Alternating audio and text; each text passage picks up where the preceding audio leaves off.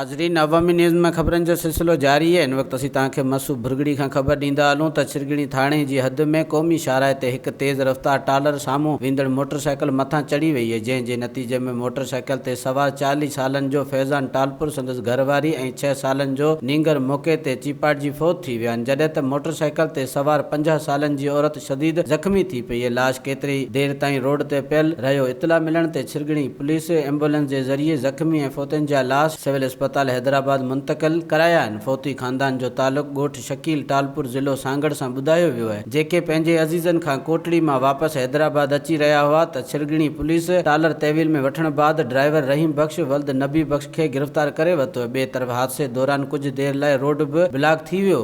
वधीक ख़बरनि ऐं तफ़सील जे लाइ विज़िट कयो असांजी वेबसाइट awamiNewsHD.com ऐं ॾिसंदा रहो अवामी।